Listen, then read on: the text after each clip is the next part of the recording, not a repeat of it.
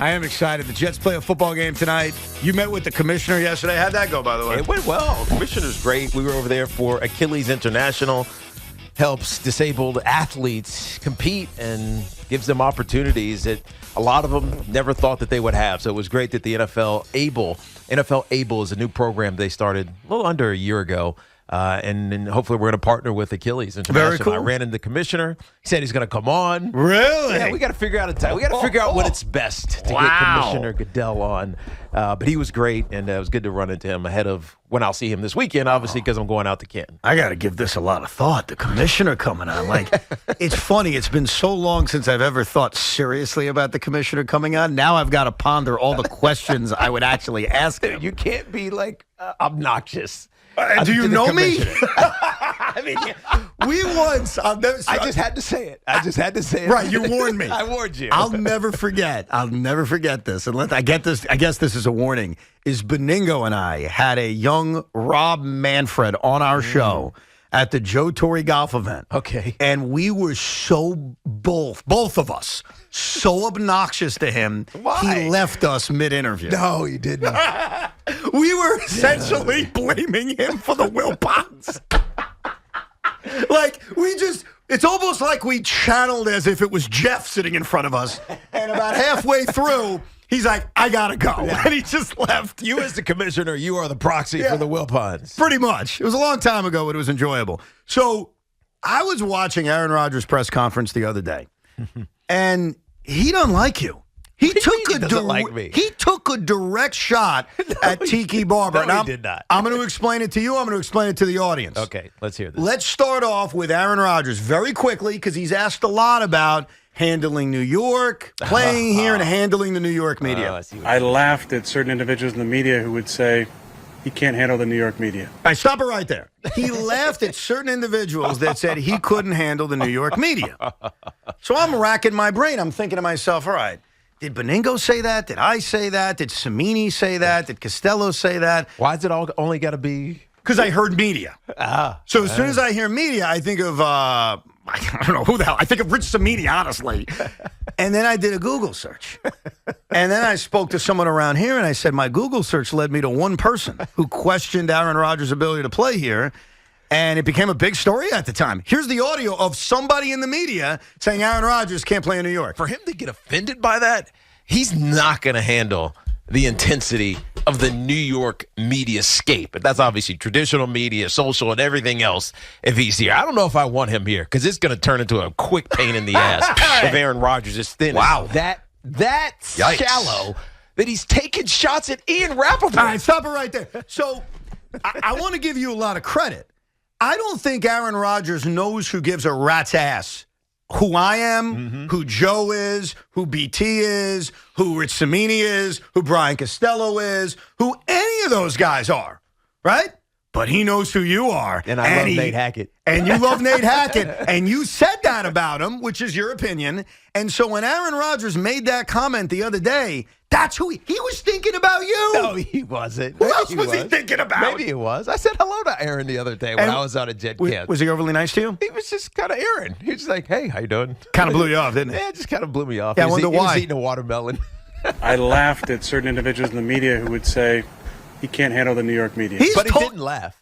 He didn't laugh. And even when he says that, it doesn't sound like he's laughing. No, he's not laughing. I think he was annoyed by it. Okay, be annoyed and handle the media perfectly. That's how you combat my assertion. By the way, I was defending Ian Rappaport. So let's go before the story of the story that you're trying to create. No, that this doesn't division between me and Aaron Rodgers. That doesn't matter. Ian Rappaport and Schefter were tweeting about this ayahuasca going into the darkness thing. Right. And they said, we got some insight from someone inside of Aaron's camp. And Aaron fires back to a purported leak in his camp at Ian Rappaport, basically saying, lose my number. Nobody in my camp talks to you, period. Right. You don't know what the hell you're talking about. Right. And that just seemed overly sensitive.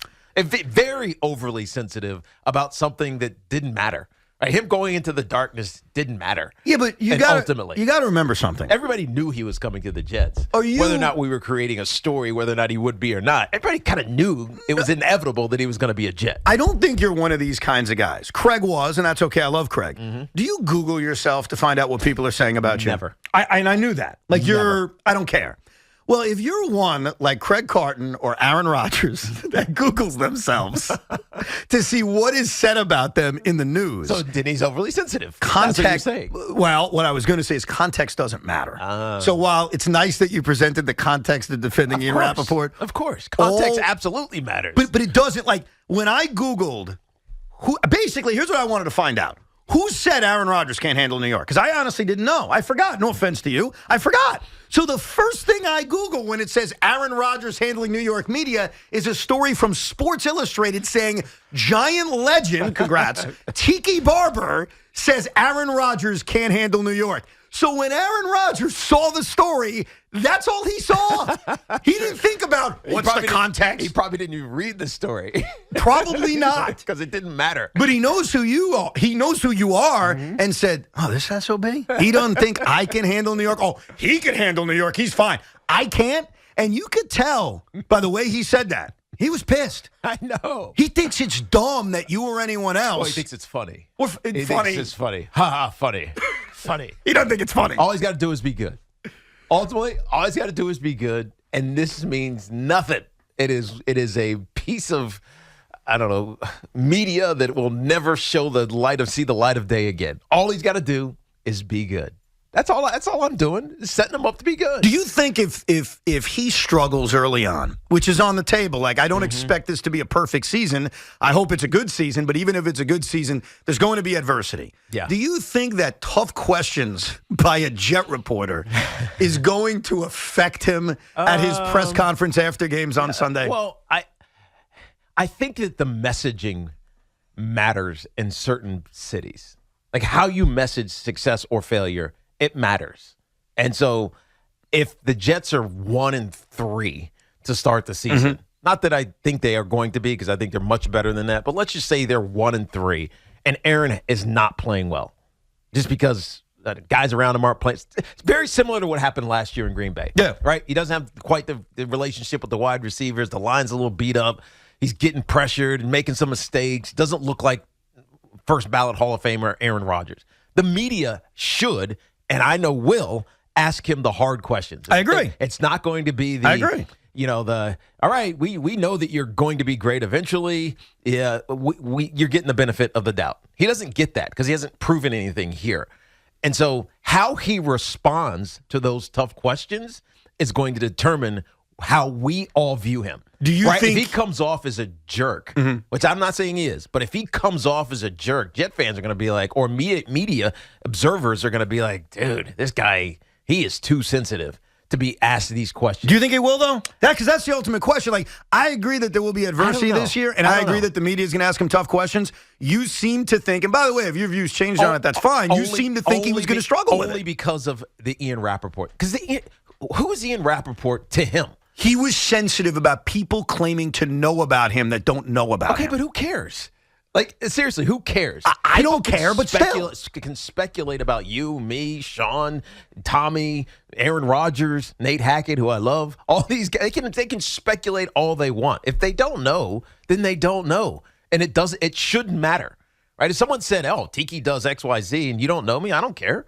It doesn't mean anything to me. I agree that so the different. fact that it does mean something to him is something that's what I was hitting at. Because look, Ian is a great insider. We had him on our show on Tiki and Tierney every week last year. He's just giving us insight, what's going on. He's making a hypothesis, an educated guess on what he believes is going to happen. And Aaron got so viscerally, he was pissed off at him and Schefter. It was just like, dude, really? Because what I thought Aaron Rodgers was just relax. Right. RELAX. That's him. Come on, guys. Just chill out, man. We're going to be fine. But you know how certain That's things. what I thought Aaron Rodgers was. And then because of this moment, I'm like, dude, if this is his first foray into like national New York type media, obsessive coverage of you, you're going to struggle. But aren't there certain buttons that you press on a human? I haven't figured out your buttons yet, by the way. We're still working on it. Yeah, it's impossible. But there are certain things that piss people off. Like certain things, if you say that, it pisses them off. Like, I'll tell you what my button is. My button is when you claim I said something I never said. It always gets me very annoyed.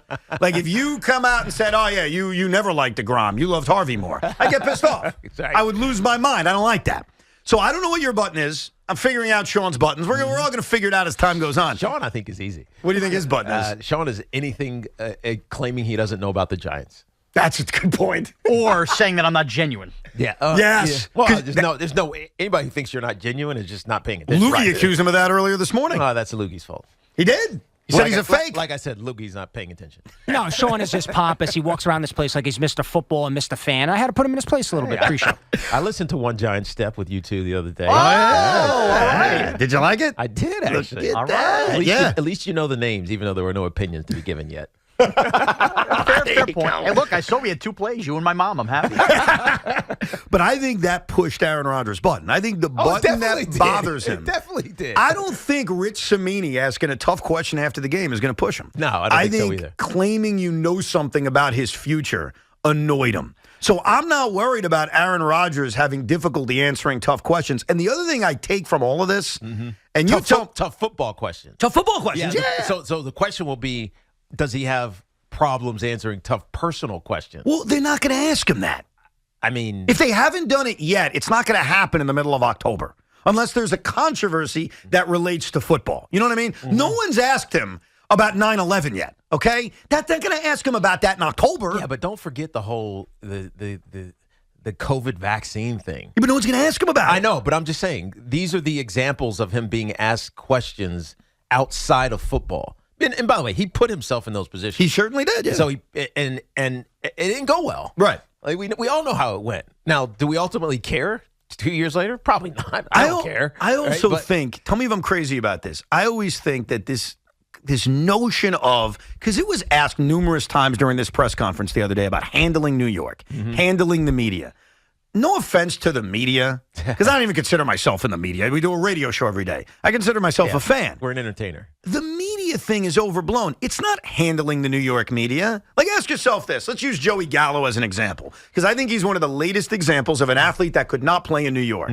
Why could Joey Gallo not play in New York? Was it because of Jack Curry asking him a tough question? No. Was it because of Andy Martino asking him a tough question? No. I'll tell you why. It's because Sean Morash and his fellow Yankee fans booed the crap out of him at Yankee Stadium. So isn't the media an extension of the fan?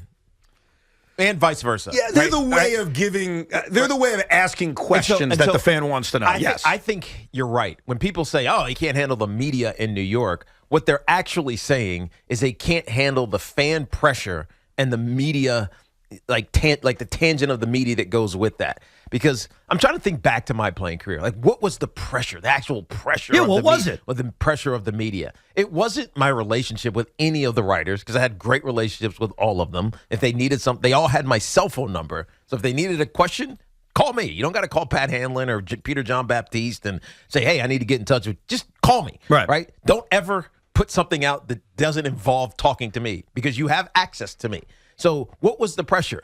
Was the pressure hoping that they didn't get something wrong? I think the pressure was more the perception that someone else can create about you, right? And you can't, now you can control it. When I was playing, you couldn't. We talked about this last week. There was no social media like it exists now. Right. I couldn't just go on Twitter and be like, hey, dude, I know that Rich Cimini said XYZ. This is the truth. You know, this is how it actually, I couldn't do that. So the pressure was lack of control of the perception of you. And because I lived in New York, meaning proper New York City, I mean, anything I did was watched. Right. So, and you had no retort, but nowadays the athlete does. The athlete can go on social media and say, here's the truth. Yes. That's why, look at the issues of the last 5 years in handling New York, whether it's Joey Gallo or Julius Randle or Francisco Lindor or take your pick. It has nothing to do with the writers. It has everything to do with us the fans. As fans. No doubt. Julius Randle told who to shut the bleep up? Yep. The fans. Yep. Francisco Lindor gave who the thumbs down? That's right. Fans. You ain't got no haters, you ain't popping. Joey Gallo said, I'm not leaving my apartment, not because, oh my God, those tough questions from Mike Vaccaro. No, because of the fans. Yeah. So here's the real question about Aaron Rodgers. Because it's going to happen. And if you don't believe Aaron Rodgers may hear boos at MetLife Stadium, then you may have forgotten how Max Scherzer had a love affair with Met fans until we didn't. Mm-hmm. Because Max Scherzer, and Sal will admit this, he's an honest guy. Sal and I would argue because he thought I was a DeGrom fanboy, and I thought he was a Max fanboy. Everything Max would say, this guy's so tough. Lukey remembers that. And credit to Sal, he turned on him. He turned on him as soon as Max Scherzer started failing in the biggest spots known to man. That's right. And he finally saw through the crap. So Max Scherzer went from a beloved Met to getting his ass booed off the mound at Citi Field. So as much as I love Aaron Rodgers, and we all do right now, let's not be naive. If things go bad, his biggest worry is not going to be Brian Costello. His biggest worry is not going to be Rich Cimini or, well, it will be Tiki. Yeah. Because if you're there and you boo his ass, and that's the pressures in New York to me. This is just fact. In Green Bay, that's not happening. Of course. You could have the worst 4-game stretch, as he did last year, of his career. They still are like, we got it, Aaron. Come on, Aaron. You got this. Now, maybe privately they're saying, oh, man, it'd be good if you just moved on from him. Yeah, we'd like to see right. Love out there, right? Aaron, we really love you, but, man, can you go someplace? Maybe they were saying that but publicly, I don't think he was getting booed. Exactly. In Green Bay. So the question for Aaron Rodgers, and none of us. It's not the media. It's not the media. It's the fan. And that's going to be the question that none of us are going to know until it happens. And hopefully it doesn't happen. Hopefully he's so great he never gets booed. And by the way, it also can be a minority of the people, a minority of the fan base that feels this way. But if they're booing, the minority is so much more vocal than the majority. You hear the boos. You hear the minority a lot and in New York. And in the last 5 years, when we've had athletes who, quote unquote, can't play in New York, it's always been about us. It's always been about going after the fans or handling the boos. Look at the Carlos Rodon controversy from a week and a half ago, and it wasn't even New York fans. Yeah, well, it was, but it was a specific Yankee fan in Los Angeles. In Anaheim. Yes, and I'm glad that Aaron Boone explained that to us because that made me feel better about Carlos Rodon. Now, maybe I'm naive to say this, Tiki. And maybe this is me hoping for good after seeing the 5 mercenaries of my teams fail over the last 2 years. And Aaron is the 6th mercenary, right? We don't know what it's going to be. I have hope and I have faith that Aaron Rodgers will deal fine with Joe Beningo booing his ass on Monday Night Football if he throws 3 interceptions. Isn't it a little more than that, though? I know it's about the fans booing, but it's the same thing as like when Tebow came. It's not just about the 8 beat reporters. When you bring attention on yourself, there is an influx of even more media that maybe because they don't have the personal relationships Tiki's hitting on. Yeah, but that took years to develop. Right. He's got months. Well, here's a perfect example, Tiki. Last year, DeShone Kizer said that Aaron Rodgers asked him if he believed in 9/11. Yes. Okay? Yes. Aaron Rodgers is opening up the season on 9/11. Will any of the Jet beat reporters ask him about this? My guess is no. But if other people in New York or the other media converge and ask him about it and he says the wrong thing, that becomes a big story and he puts it on himself. That has the potential to become a huge story, but no one's asking. Hey, by the way, what Sean is saying is right because it's so easy for a stupid story relative to what he's here to do, which is to play football games. A stupid, non-connected story to become so distractionary that you're talking and answering questions about it instead of thinking and talking about the game that you're about to play. Let me ask you a question. Because that happens, whether it's and in New York, it becomes humongous. Well, think about the personal issues that guys go through that now become front page fodder.